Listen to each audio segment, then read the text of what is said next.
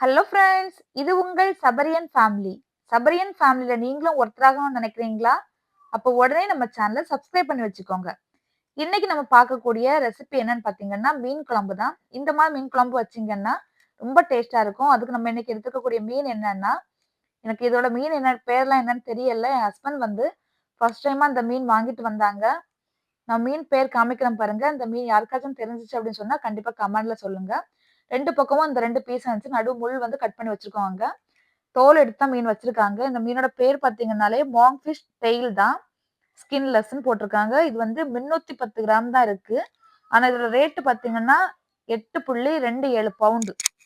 கிட்டத்தட்ட ரூ. 900 ரூ. 950 ஆகுது 300 கிராமே. இது வந்து காஸ்ட்லியா இருந்ததுனால மீன் ஒருவேளை டேஸ்ட்டா இருக்குமோ அப்படின்னு சொல்லிட்டு என் ஹஸ்பண்ட் வாங்கிட்டு வந்தாங்க. ஆனா சாப்பிட்டதுக்கு அப்புறமா மீன் நல்லா இருந்துச்சு. சிக்கன் பீஸ் மாதிரியே இருந்துச்சு சாப்பிடுறதுக்கு. ஆனா அது காசுக்கேத்த ஒர்த்தா அப்படின்னு கேட்டா கண்டிப்பா இல்லன்னு தான் நான் சொல்லுவேன். இப்ப பாருங்க எல்லாம் கட் பண்ணி எடுத்ததுக்கு அப்புறமாட்டு ஸ்கின்லாம் நீக்கினதுக்கு அப்புறமா 300 கிராம் தான் கரெக்ட்டா இருக்கும். இப்போ இத வந்து கிளீன் பண்ணி நல்லா நல்லா வந்து அலசி எடுத்துட்டு வந்துரலாம். அதுக்கப்புறமா நம்ம குழம்பு செய்றதுக்கு நான் புளி ஊற வச்சிருந்தேன் ஏற்கனவே. இப்போ அத வந்து நல்லா வந்து கரைச்சு எடுத்துக்கலாம். புளி வந்து இன்னைக்கு நம்ம தேங்காய் எதுவுமே அரைக்க போறது கிடையாது. புளி தண்ணியில தான் நம்ம இன்னைக்கு செய்ய போறோம். புளி, தக்காளி, வெங்காயம் வதக்கி தான் செய்ய போறோம். ரொம்ப டேஸ்ட்டா இருக்கும். கண்டிப்பா இதே மாரி ட்ரை பண்ணி பாருங்க. எப்பவுமே ஒரே மாதிரி செய்யாம கொஞ்சம் டிஃபரெண்ட்டா ட்ரை ட்ரை பண்ணி பார்க்கும்போது, நமக்கு அது டேஸ்ட் பிடிக்கும் நமக்கு. இப்ப இத வந்து ஒரு சட்டியில வந்து ஊத்திக்கிறேன். நம்ம இன்னைக்கு குழம்ப வந்து கூட்டி தான் ஊத்த போறோம் நம்ம. நம்ம தேங்காய் சேர்த்து செய்யும்போது குழம்ப வந்து எல்லாமே தேங்காய் எல்லாமே அரைச்சு மசாலாலாம் அரைச்சு வச்சுட்டு கூட்டி வச்சுட்டு அடுப்புல வைப்போம். இன்னைக்கு பார்த்தீங்கன்னா, நம்ம இந்த மசாலாவ மட்டும் கரைச்சு வைக்க போறோம் ஃபர்ஸ்ட்டு. இப்போ புளி தண்ணி தேவையான அளவுக்கு ஊத்திக்கலாம். ஏன்னா நம்ம அடுத்து தக்காளி பழமும் ஆட் பண்ண போறோம். அத அட்ஜஸ்ட் பண்ணி புளி தண்ணி சேர்த்துக்கலாம். இப்ப இதுல வந்து 1 டீஸ்பூன் அளவுக்கு மஞ்சள் தூள் ஆட் பண்ணிக்கிறேன். கூடவே 1/2 டீஸ்பூன் அளவுக்கு மிளகுத்தூள் ஆட் பண்ணிக்கிறேன். 2 டேபிள் ஸ்பூன் அளவுக்கு மல்லித்தூள்.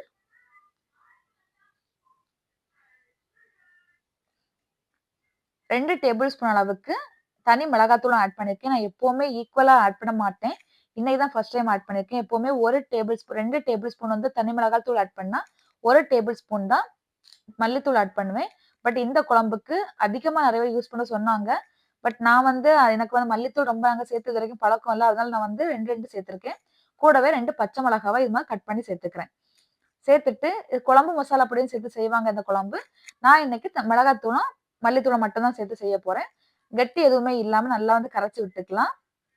இது இப்போ ஒரு ஓரமா இருக்கட்டும். அடுத்து பார்த்தீங்கன்னா, தக்காளி. தக்காளி வந்து நம்ம கட் பண்ணி வதக்கும்போது வந்து கை வச்சு நசுக்கி வச்சு நம்ம வதக்கணும். கையாலே நம்ம வந்து இந்த மாரி குழம்பு கூட்டி வைக்கும்போது குழம்பு டேஸ்ட் ரொம்ப நல்லா இருக்கும்னு சொல்லுவாங்க. நல்லா தான் இருந்துச்சு. குழம்பு நல்லா தான் இருந்துச்சு. இது மாரி கைவாலே வந்து நல்லா நசுக்கி வச்சுக்கலாம். இப்போ வந்து குழம்பு செய்றதுக்கான பாத்திரத்த நான் அடுப்புல வச்சுர்றேன்.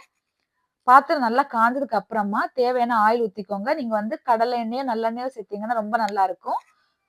நான் வந்து சாதாரணமா யூஸ் பண்ணக்கூடிய சன்ஃப்ளவர் ஆயில் தான் நான் யூஸ் பண்ணியிருக்கேன். பட் குழம்புக்கு மீன் குழம்புக்கு வந்து நல்லெண்ணெய் யூஸ் பண்ணீங்கன்னா ரொம்ப நல்லா இருக்கும். எண்ணெய் நல்லா காஞ்சதுக்கு அப்புறமா கடுகு ஆட் பண்ணி, கடுகு நல்லா பொரிஞ்சதுக்கு அப்புறமா 1/4 டீஸ்பூன் அளவுக்கு வெந்தயம் ஆட் பண்ணிக்கிறேன். வெந்தயம் நல்லா பொரியட்டும். பொரிஞ்சதுக்கு அப்புறமா ஒரு 1/2 டீஸ்பூன் அளவுக்கு சின்ன ஜீரகம் இருக்குல்ல, ஜீரகம் அது வந்து ஆட் பண்ணிக்கிறேன். நல்லா பொரிஞ்சதுக்கு அப்புறமா ஆட் பண்ணுங்க. ஏன்னா ஜீரகம் டக்குன்னு கரிஞ்சிரும் அதனால. கடைசியா வந்து ஜீரகம் ஆட் பண்ணியாச்சு.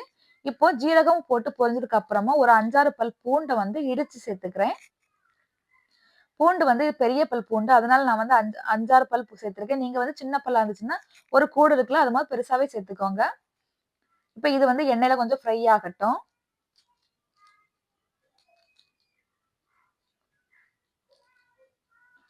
இந்த பூண்டோட வாசனை வந்ததுக்கு அப்புறமா, நம்ம வந்து ஒரு மீடியம் சைஸ் பெரிய வெங்காயத்த கட் பண்ணி வச்சிருக்கேன். அத சேர்த்துக்கிறேன். உங்களுக்கு சின்ன வெங்காயம் கிடைக்கும்னு சொன்னா, சின்ன வெங்காயம் ஒரு 10, 15 சின்ன வெங்காயத்த கட் பண்ணி சேர்த்துக்கோங்க. இங்க சின்ன வெங்காயம் வந்து கிடைக்காது அப்படிங்கிறதுனால நான் வந்து பெரிய வெங்காயத்த கட் பண்ணி சேர்த்துக்கிறேன்.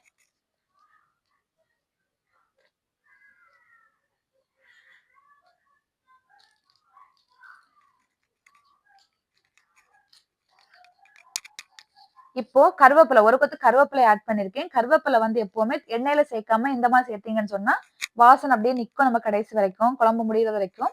இல்லன்னா எண்ணெயில சேர்த்துட்டீங்கன்னு சொன்னா, அப்படியே வந்து ஃப்ரை ஆயிரும். அது வாசனை அதோட போயிரும். அதனால இந்த மாரி சேர்த்துக்கோங்க. அடுத்தது 2 பச்சை மிளகாவ இந்த மாரி கீறி சேர்த்துக்கிறேன். அடுத்து நம்ம நசுக்கி வச்சிருக்கோம்ல தக்காளி, அத சேர்த்துக்கலாம். தக்காளி வந்து நல்லா கொஞ்சம் ஸ்மாஷ் ஆகுற அளவுக்கு நல்லா வதக்கி விட்டுக்கணும்.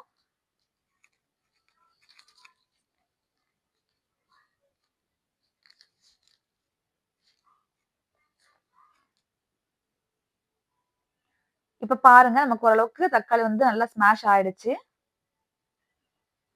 இந்த நேரத்துல நம்ம கரைச்சு வச்சிருக்கல புளி தண்ணி அத வந்து சேர்த்துக்கணும். சேர்த்துட்டு நல்லா வந்து தக்காளி, வெங்காயத்தோட மிக்ஸ் ஆகுற மாதிரி மிக்ஸ் பண்ணி விட்டுக்கணும். இப்ப இதுக்கு தேவையான கல் உப்பு ஆட் பண்ணிக்கிறேன்.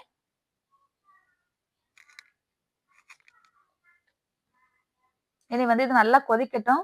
நல்லா கொதிச்சதுக்கு அப்புறமா கொஞ்சமா தண்ணி சுண்டி வர டைம்ல நம்ம வந்து மீன ஆட் பண்ணிக்கலாம். இப்ப பாருங்க நல்லா கொதிக்குது. இந்த மசாலா எல்லாமே அதோட பச்சை வாடை எல்லாமே போயிடும். போனதுக்கு அப்புறமா மீன ஆட் பண்ணிக்கணும். இப்போ மீன ஆட் பண்றேன்.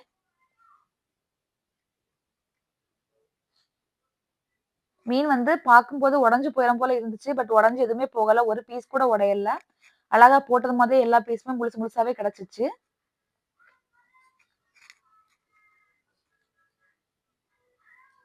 சிக்கன் பீஸ் மாதிரியே எல்லாமே வெந்திருந்து. பாருங்க ஒவ்வொரு பீஸும் வந்து அப்படியே முழுசாவே கிடைச்சுச்சு. ரொம்ப நல்லா இருந்துச்சு. இந்த குழம்பு வந்து நல்லா கொதிக்கட்டும். மீன சேர்த்ததுக்கு அப்புறமா ஒரு 10 மினிட்ஸ் வந்து நல்லா குழம்பு கொதிக்கணும். இன்னும் கொஞ்சம் சுண்டி வரணும் குழம்பு. இப்ப பாருங்க நல்லா கொதிக்குது.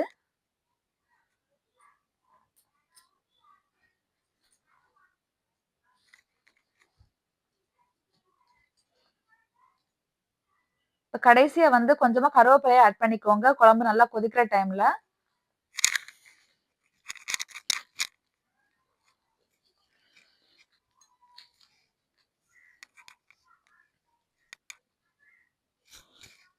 இப்ப குழம்பு வந்து நல்லா கொதிச்சு நமக்கு எல்லாமே ரெடி ஆயிடுச்சு. இந்த டைம்ல நான் உப்பு, புளிப்பு மட்டும் கொஞ்சம் செக் பண்ணிக்கிறேன்.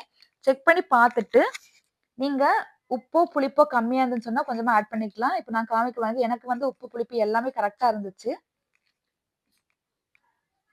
இவ்வளவுதான் மீன் நல்லா வெந்துருச்சு. குழம்பும் ஓரளவுக்கு நல்லா சுண்டி வந்துருச்சு. இப்ப நான் ஆறும்போது இன்னும் கொஞ்சம் சுண்டி வரும். இவ்வளவுதான் புடிச்சிருந்தா, இதே மாதிரி ட்ரை பண்ணி பாருங்க. கண்டிப்பா வந்து பிடிக்கும். குழம்பு பாருங்க நல்லா சுண்டி வந்துருச்சு. டேஸ்ட்டும் நல்லா இருந்துச்சு. ரொம்ப மீனும் நல்லா டேஸ்ட்டா தான் இருந்துச்சு. பட் காசு கொஞ்சம் அதிகமா இருந்த மாரி எனக்கு ஃபீல் ஆச்சு. புடிச்சிருந்தா